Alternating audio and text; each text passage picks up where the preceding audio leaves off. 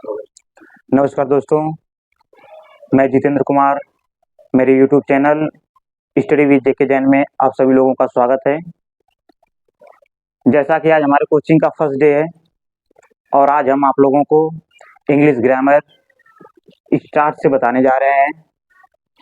और हमारा YouTube channel में जितने भी वीडियो अपलोड होंगे, हर एक वीडियो के शुरू में एक सुविचार दिया जाएगा, जिससे इंसान को मनोबल बढ़ता है, ताकि किसी भी कार्य करने के लिए हमें जोश होश से काम करना चाहिए।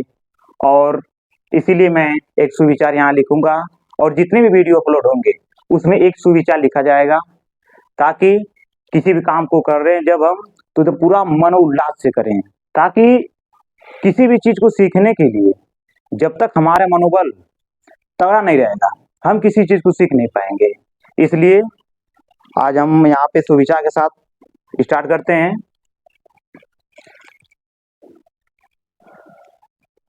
A man is alone in his struggle,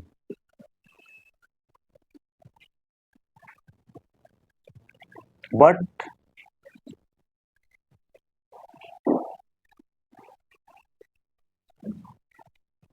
the world is with him in his success.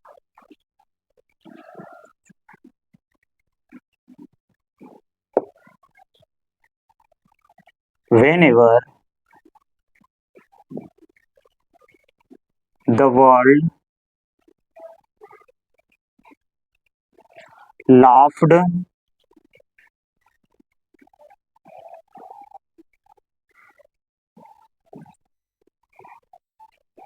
someone,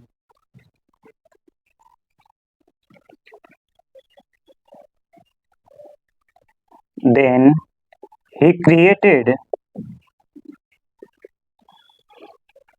the history.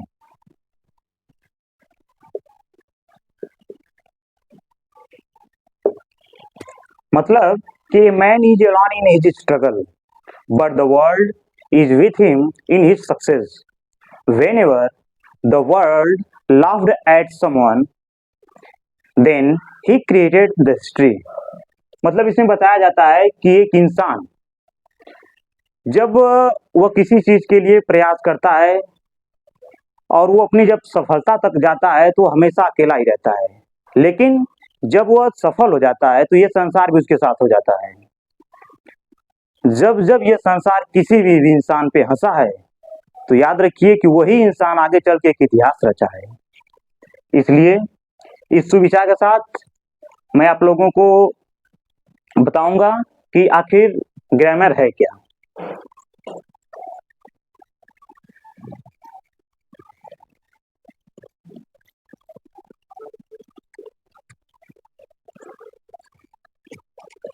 जैसा कि ग्रामर हमने बताया था,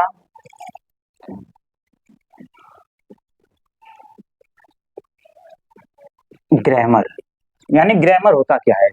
ग्रामर का हिंदी अर्थ होता है व्याकरण, यानी किसी भी शब्द को शुद्ध शुद्ध लिखना, शुद्ध शुद्ध पढ़ना, यही हमारा व्याकरण कहलाता है। इसके अंतर्गत हमें टेंस के बारे में जानकारी मिलती है और जब हम टेंस की हर एक पार्ट को सही तरह से जान जाएंगे तब हम किसी भी अंग्रेजी को फटाफट लिख भी सकते हैं, फटाफट बोल भी सकते हैं।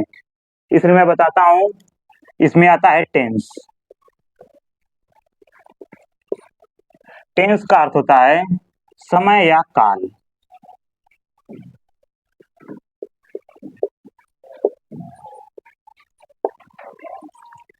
टेंस को 3 पार्ट में डिवाइड किया गया है, जैसा कि स्ट्रक्चर के माध्यम से हम आपको समझाते हैं। पहला होता है प्रेजेंट टेंस,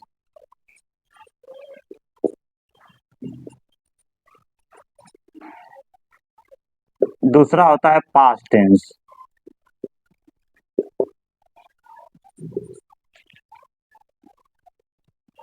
और हमारा तीसरा होता है फ्यूचर टेंस।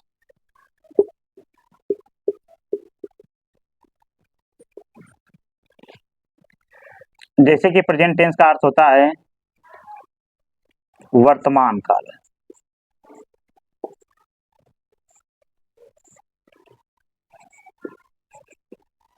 पास्ट टेंस का अर्थ होता है भूतकाल।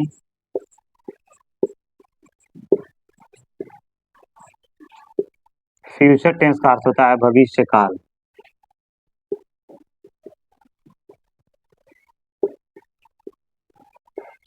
आप सभी लोग ध्यान से पढ़िए, मैं जिस हिसाब से बता रहा हूं सिर्फ आप लोग उसी को फॉलो करते चलिए। हर एक चीज बहुत ही अच्छे से आपको समझ में आएगी, ये मेरा विश्वास है। जैसा कि present tense, past tense, future tense. Present tense का मतलब वर्तमान काल, यानी जो काल चल रहा होता है वही हमारा प्रेजेंट टेंस कहलाता है। जैसे कि दिनों के नाम में ले लीजिए, जैसे कि आज है बुधवार,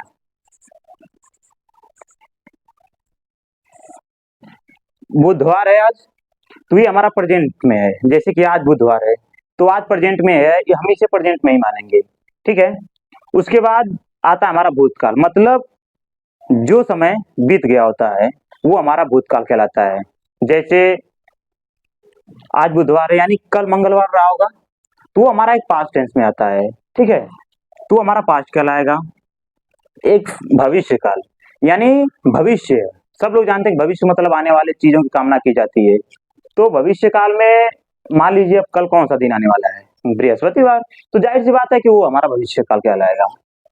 तो present tense, past tense, future tense, इसे पहचानने का एक और अच्छी तरीका है कि अगर कोई भी जब सेंटेंस आएगा उस सेंटेंस में प्रेजेंट टेंस में लास्ट में है आएगा, हूं आएगा, हो आएगा, जिससे हमें पता चलेगा ये चीज प्रेजेंट में है। पास्ट टेंस में रहेगा तो था आएगा, थी आएगा, थे आएंगे, और फ्यूचर में जाता है तो वह गा गी गे लास्ट में दिखता है आपको। जैसे कि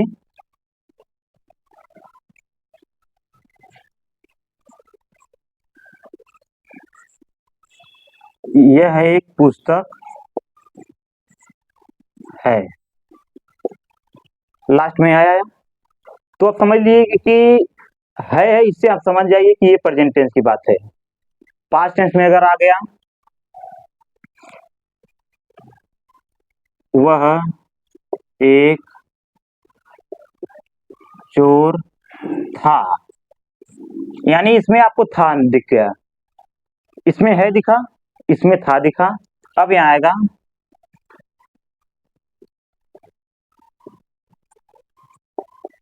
वह दिल्ली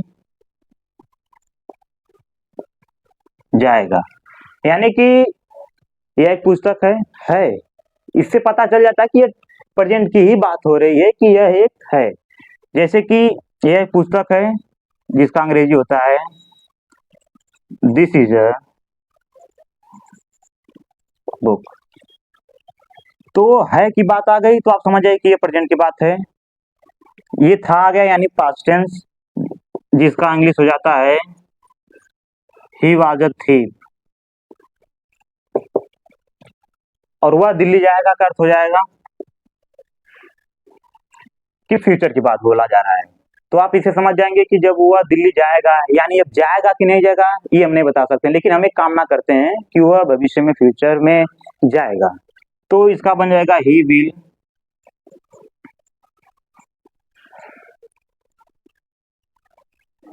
गो टू दिल्ली।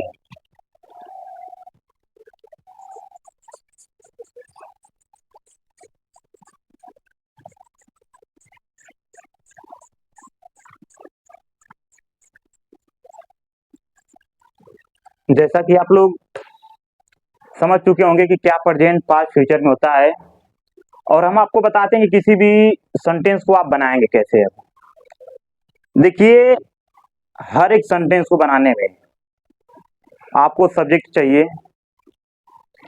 अगर हमें सब्जेक्ट मिल गया तो हमें एक हेल्पिंग वर्ब की जरूरत होती है।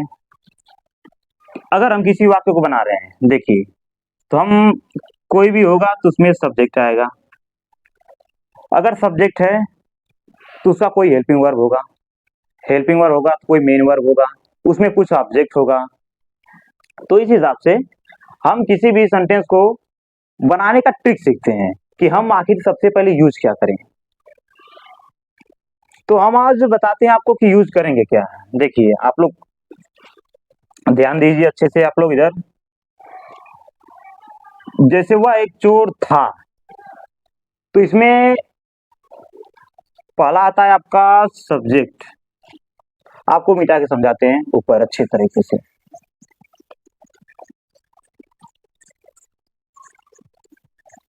बस आप लोग ध्यान से पढ़ते रहिए। हमारे द्वारा बनाया गया हर एक वीडियो बहुत ही अच्छी तरीके से समझ में आएगा, ये मेरा विश्वास है। आप लोग बस ध्यान से हर एक वीडियो के रूल को देखिए।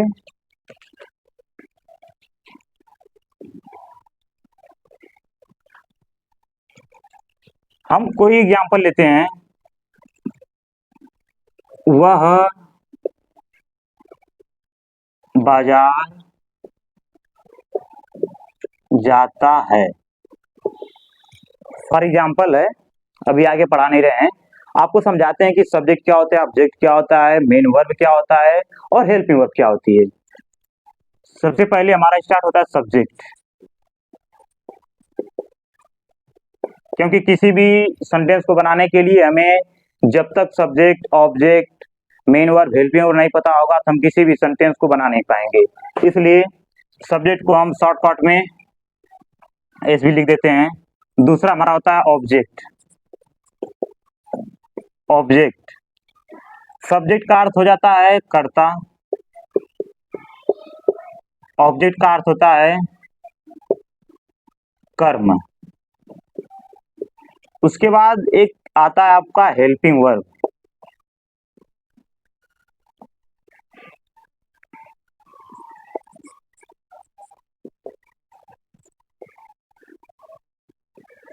हेल्पिंग वर्ब मतलब होता है सहायक क्रिया।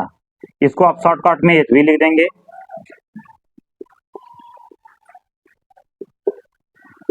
सहायक क्रिया। चौथा आता है आपका मेन वर्ब। मेन वर्ब को आप शॉर्टकट में एम भी लिख देंगे। मेन वर्ब मतलब मुख्य क्रिया। मुख्य क्रिया बताती है कि हम किसी भी कार्य करने का क्या उद्देश्य है।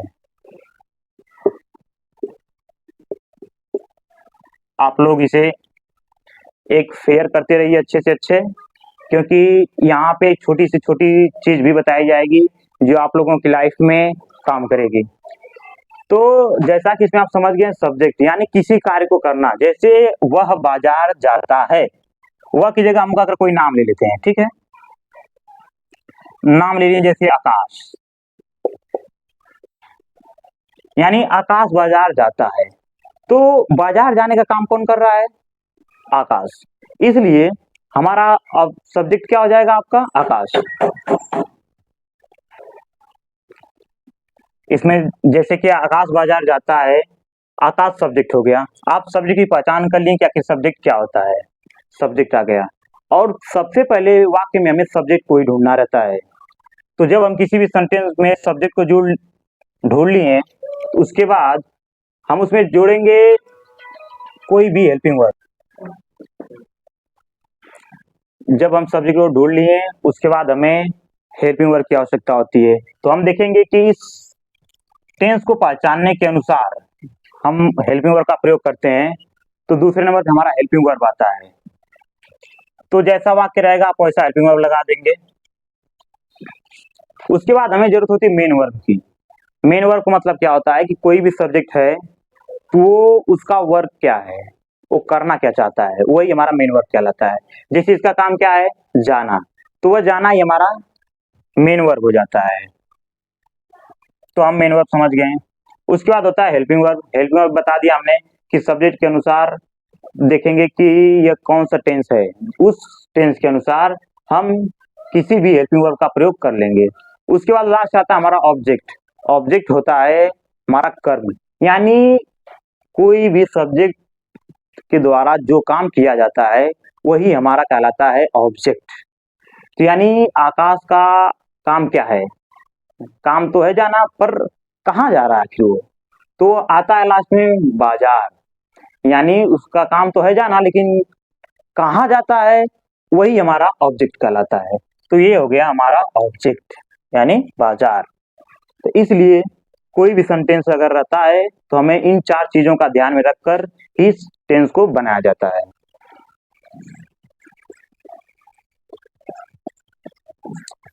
जैसा कि आप लोग समझ गए हैं, subject, object, verb, main verb को कैसे पहचाना जाता है। जब हम इस चीज को पहचान लिए तो जाहिर सी बात है कि हम किसी भी टेंस को बना सकते हैं। जैसे पहला हमारा था प्रेजेंट टेंस।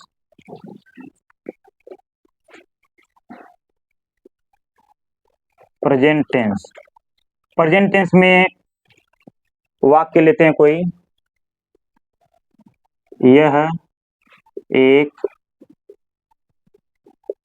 पुस्तक है। प्रेजेंट टेंस यानी यह एक पुस्तक है, लास्ट में है आ गया तो इससे पता चल जाता है कि यह हमारा प्रेजेंट टेंस है। और जब पता चल गया तो हम इसे बनाने का एकदम सिंपल सा ट्रिक है कि सबसे पहले हम सब्जेक्ट लगाते हैं, उसके बाद हम हेल्पिंग वर्ब लगाते हैं, उसके बाद हम मेन वर्ब लगाते हैं और लास्ट में हम ऑब्जेक्ट लगाते हैं। ये ट्रिक है। यस का मतलब सब्जेक्ट हो गया, एच वी का मतलब हेल्पिंग वर्ब, एम वी का मतलब मेन वर्ब और ऑब्जेक्ट ओबीजे मतलब ऑब्जेक्ट हो गया। तो हम कोई भी अगर सेंटेंस आता है तो सबसे पहले हम इन चीजों का खोजते हैं कि ये चीज कहाँ कहाँ है। इसके लगाने का ट्रिक भी यही होता है कि सबसे पहले हम सब्जेक्ट लगाते हैं, फिर हेल्पिंग वर्ब लगाते हैं, उसके बाद हम मेन वर्ब ढूंढते हैं, उसके बाद लास्ट में ऑब्जेक्ट लगाते हैं। जैसा कि इसमें है, सब्जेक्ट क्या हुआ, यह एक पुस्तक है, इसमें इस यह को ही हम सब्जेक्ट मानेंगे। ठीक है, तो जैसा कि यह की इंग्लिश होती है दिस, सबसे पहले हम दिस, हेल्पिंग वर्ब आ जाएगा आपका, यहाँ पर है, ये चाहे जहां पर भी हो, लेकिन जब इनको हम लगाएंगे तो इस रूल के अनुसार हम इस चीज को लगाते हैं। जैसे कि हेल्पिंग वर्ब हो गया, मेन वर्ब ढूंढेंगे, मेन वर्ब इसका क्या है। अब इसमें तो कोई वैसा चीज हमें दिखाई दे रहा है कि हम किसी भी चीज को आसानी से ढूंढ ले, लेकिन इस सब्जेक्ट के अनुसार आप इसका प्रयोग किए। उसके बाद तीसरे नंबर पे आपका ये आ जाता है एक, और चौथे नंबर पे आपका ऑब्जेक्ट पुस्तक। तो इस सेंटेंस को आप बनाएंगे तो इन रूल में से प्रयोग करेंगे आप यहाँ पे कि दिस इज अ बुक। ये आपके समझने के लिए इतना आसान हो गया कि जब भी लास्ट में अगर है आता है किसी सेंटेंस में तो हमें ये पता चल जाता है कि यह एक सिंपल प्रेजेंट टेंस है। ठीक है, तो प्रेजेंट टेंस में समझने के लिए सबसे आसान हो गया। उसके बाद आपका दूसरा स्टार्ट होता है पास्ट टेंस। पास्ट टेंस में भी ऐसे ही वाक्य आता है जैसे था वहां पे कि वह एक डॉक्टर है, डॉक्टर था। तो जब वाक्य में अगर था नजर आ गया तो आप समझ जाइए कि वो पास्ट टेंस की बात कही जा रही है। और इसका भी बनाने का रूल वही होता है, यूज हम ऐसे ही करेंगे जैसे कि एक नंबर पे आ जाएगा आपका सब्जेक्ट, दूसरा नंबर हेल्पिंग वर्ब आ जाएगा, तीसरा नंबर आपका ये होगा, चौथा नंबर आपका डॉक्टर। इसका भी रूल बनाने का वही है, ही, था की इंग्लिश हो जाता है वाज अ डॉक्टर। जब हम टेंस आगे बताएंगे तो उसमें आपको बताएंगे कि कौन सी हेल्पिंग वर्ब के साथ कौन से सब्जेक्ट प्रयोग होते हैं। जैसा कि तीसरा आता है हमारा फ्यूचर टेंस। फ्यूचर टेंस यानी भविष्य काल। इसमें जैसे वाक्य आपका आ गया कि वह बाजार जाएगा, जब वह बाजार जाएगा इसमें भी आप इसी के अनुसार बनाएंगे। फर्स्ट नंबर पे आपका ही का प्रयोग हो जाएगा, दूसरा आपका गा की गे का प्रयोग होता है, जैसे इसमें लास्ट में था, इसमें है। इसी तरह फ्यूचर टेंस में लास्ट में गा गी गे ही आता है। तो जैसे इसमें तीसरा नंबर पे आपको लगा देंगे ये मेन वर्ब, चौथा नंबर पर आपका ऑब्जेक्ट। तो जैसे ही, गा का हो जाएगा विल, जाना का गो, प्रीपोजिशन से जोड़ देते हैं उसे, और लास्ट में मार्केट। जैसा कि आप सभी जान गए हैं कि present tense, past tense, future tense, इन तीनों की पहचान आपको हो गई। उसके बाद अब आपका स्टार्ट होता है कि आखिर इन सब के कितने पार्ट होते हैं। तो आपको बता दें कि टेंस को 3 पार्ट में बांटा गया, present tense, past tense, future tense. अब present tense, past tense, future tense को भी 4 पार्ट में डिवाइड किया गया है। जैसा कि अगर प्रेजेंट टेंस स्टार्ट होता है, प्रेजेंट टेंस, इसके भी 4 पार्ट होते हैं। पहला होता है प्रेजेंट इंडेफिनिट टेंस, दूसरा होता है प्रेजेंट कॉन्टिन्यूअस टेंस, तीसरा होता है प्रेजेंट परफेक्ट टेंस, चौथा होता है प्रेजेंट परफेक्ट कॉन्टिन्यूअस टेंस। जैसा कि आपने देखा प्रेजेंट टेंस का 4 पार्ट, ऐसे ही हमें पास्ट का आता है, पास्ट टेंस का भी 4 पार्ट आता है, और उसमें भी स्टार्ट यही रहते हैं, सिर्फ प्रेजेंट की जगह पास्ट हो जाएगा, पास्ट की जगह फ्यूचर हो जाएगा। तो जैसे past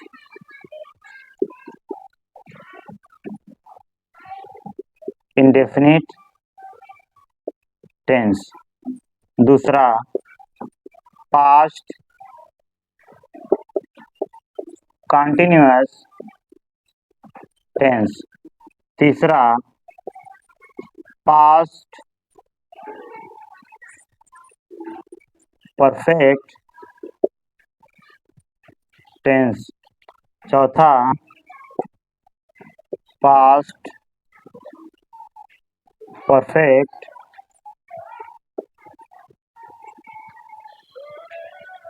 continuous tense, past tense. यानी प्रेजेंट के भी 4 पार्ट, पास्ट के 4 पार्ट, इसे आप नोट्स करते रहें। और तीसरा हमारा होता है फ्यूचर। तो फ्यूचर है पीछे,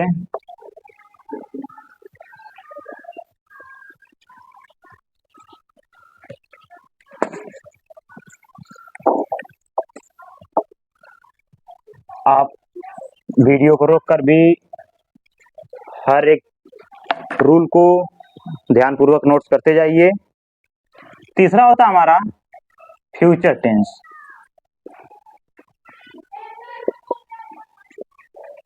फ्यूचर टेंस को भी 4 पार्ट में डिवाइड किया गया है।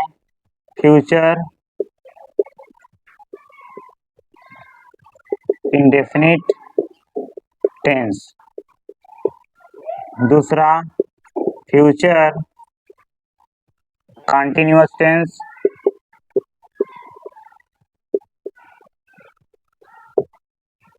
तीसरा future perfect tense,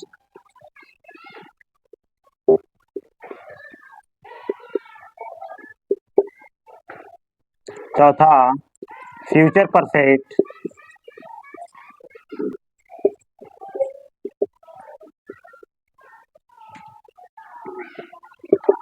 continuous tense. जैसा कि हमने आपको बता दिया, तीनों के 4 पार्ट, यानी टोटल हमारे 12 टेंस हो गए। जब हम किसी भी काम करने से पहले, अगर जब हमें पता रहता है कि हमें काम क्या करना है, तब हमें काम करने में बहुत सी मदद मिलती है। इसलिए हमें पता होगा कि हमारे पास 12 टेंस हो गए, तो एक एक पार्ट को हम डीपली पढ़ेंगे इस बार। और जब हम डीपली पढ़ेंगे तो किसी भी चीज़ को बहुत ही अच्छी तरह से जानकारी मिल जाएगी हमें। जैसा कि इसमें 4 पार्ट हुए, यानी टोटल हमारे 12 हो गए। आप इसे नोट्स कर लीजिएगा। अब हम इसके अगले वीडियो में आपको बताएंगे कि अब एक टेंस की कौन कौन सी परिभाषाएं होती हैं, कौन कौन सा रूल होता है, और हर एक हेल्पिंग वर्ब के बारे में आपकी जानकारी देंगे। तो अगले वीडियो में जब भी हम बताएंगे, तो अगला वीडियो देखने से पहले आप पिछला जो भी वीडियो रहेगा आप उसे डीपली पढ़ लिया करिए, ताकि अगला वीडियो आपको पढ़ने में आसानी हो। तो दोस्तों, अब हम अपनी अगली वीडियो डालेंगे। आज के लिए हम विराम करते हैं, और मैं आप लोगों को बता दूं कि हमारे यूट्यूब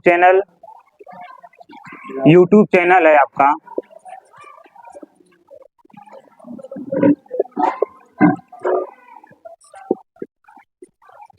स्टडी विथ जेके जैन। आप यूट्यूब पे सर्च करेंगे स्टडी विथ जेके जैन, तो हमारा चैनल आपको दिखेगा। तो दोस्तों, आपसे निवेदन है कि अगर आपको अच्छे से अच्छे वीडियो को अगर पढ़ना है और हर एक जानकारी लेनी है, तो आप हमारे यूट्यूब चैनल को लाइक, शेयर एंड सब्सक्राइब जरूर करें, ताकि हमारे द्वारा अपलोड किए गए हर एक वीडियो का नोटिफिकेशन आपके पास पहुंचता रहे, ताकि हमें पढ़ाने में भी अच्छा लगे और आप लोगों को पढ़ने में भी अच्छा लगे। तो guys, thank you for watching.